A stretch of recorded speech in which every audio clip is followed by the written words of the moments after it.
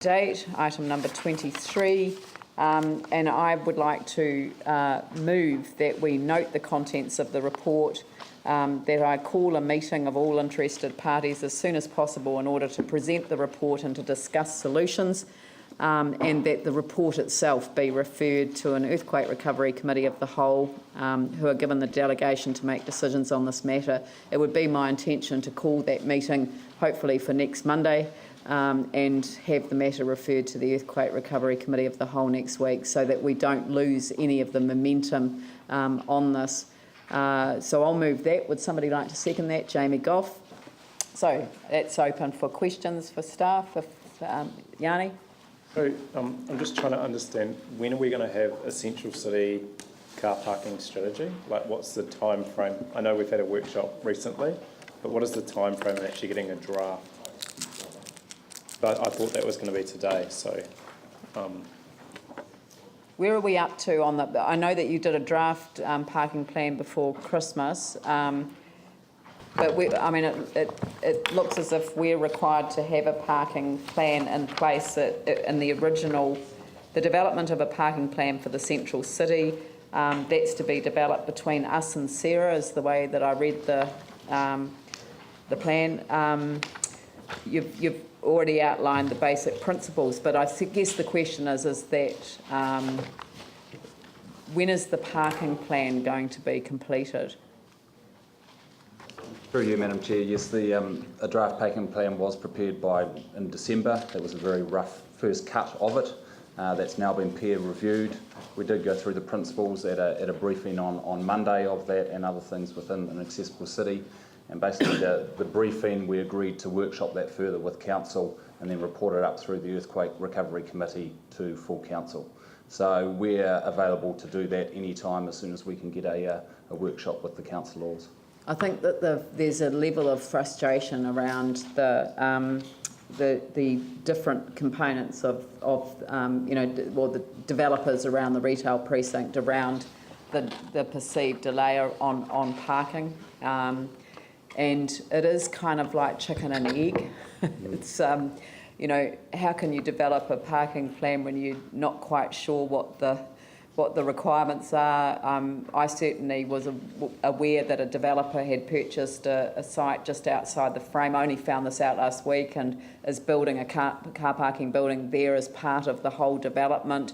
So, it's almost like we need to know who's providing parking to see where all of this fits in. Litchfield Street, of course, not being the major west-east, and I think when we made our resolution last year, we didn't really take into account the impact on traffic flows that would mean, and but then they are where our buildings are located, and that's got a whole lot of implications as well. I'd be very keen to call this meeting outside interest to a meeting next week, and would staff be in a position to report to them details of where they've got to, and then to take into account sort of some way forward, because there is frustration on one hand, but this is where speed and deliberation,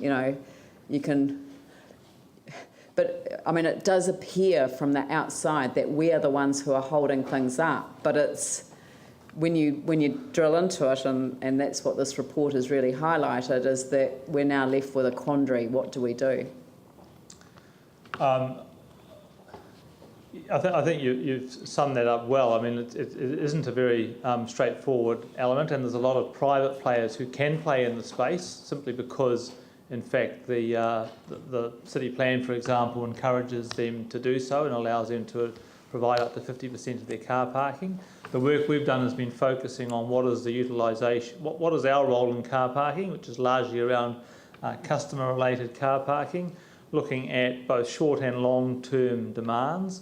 We've been very aware of the Litchfield and the crossing issues, so we've tried to do a parallel process with both those, which I think we can talk to Council later about as well, because those are also relevant, because they are both the key points are where some interest in the market is occurring, but they are also key car parks. But as you've rightly pointed out, there are some real challenges around those because of their location and some of the changes in the network. So as Richard's pointed out, we are at a position where we're very, very much in a position to workshop with that with council. Not quite sure, Madam Chair, because perhaps I came in late, I wasn't sure who all the interested parties might be in that sense, because potentially there's a very large number of interested parties if you take landowners and developers as well. It was really along the lines of those that are undertaking developments at the moment. Well, we can. I mean, we're happy to work with your office to do that. So I think that would be a good opportunity. I mean, partly it's also a good opportunity for us to check their expectations, because a lot of them don't want to provide customer car parking. They see that very much as council's role, and we think that's our role as well. But it's balancing our role against their role and providing for their tenants and what have you. Yep, certainly. Okay, that would be great. Phil. Thank you. Can I just ask, in relation to the board on page 388, you've got the table with the occupancy, if you like, or rate of the different areas, and there's just the two which are actually really high, Victoria Street and City West. And I'm just wondering, given that I guess parking assessments have to take place rapidly, just how accurate and reliable is this data? I guess where I'm coming from is it sounds like there's some anecdotal evidence that it's hard to get a park kind of thing. So I'm just wondering if you could comment on that, because clearly the report pertains pretty quite strongly to there being overall generally sufficient capacity.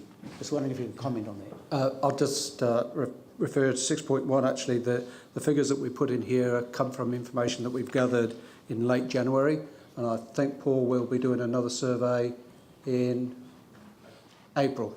So we periodically keep this information updated. I think that the problem with that data, as I see, is that providing data around Core North doesn't actually, including data around Core North, doesn't really affect the retail precinct on the other side of the square. So I think that when we look at this, I think that looking at capacity within the retail, I mean, I don't know how it's worked out, but I mean, I think I hate anecdotal because I'm really into evidence, but my anecdotal contribution to this is every time I go looking for a car park when I want to go to the Restart Mall, it's extremely difficult. It's become almost impossible since the GOV site has been developed. Not that I am complaining about that, because I think it's fantastic that that's happening. And I just wonder whether we need to be doing a lot more to get parking, or even temporary car parking for Restart and Valentine's, so that they know exactly what's going to happen when the Restart Mall relocates and further development starts in that immediate vicinity. Yep. I think one of the complications in that, and interesting, if you think about Restart Mall, the council did put in, I think, 112 car parks across the road alongside the temporary bus exchange, specifically to support that mall. But I think part of the issues with people's experience of car parking is the fact that not all the very fact that they're very distributed now, a whole lot of little car parks makes it harder for people to find them. And I think also the way that people's transport patterns get disrupted coming in, the place that they think they're going to go and park suddenly can't easily get to, so they have to hunt around for something different, and that creates that level of confusion as well. So there is some work that we should be able to do, I think, and we'll talk with Terry and Paul around trying to create a better picture so people can anticipate where parking can occur. But I think that variability will continue to be an issue for us until such time as we do start to lock in some of the major, purpose-built car parks. Right. Yeah, Jimmy Chen. Question. The paragraph 5 and paragraph 6, the current parking capacity, within 4F and the retail, the related, there is mainly the council-owned capacity, or is combined together with private sector in the council-owned facility? I believe, Paul, this is our capacity. Ours. It's not covered. It's Wilson's car park.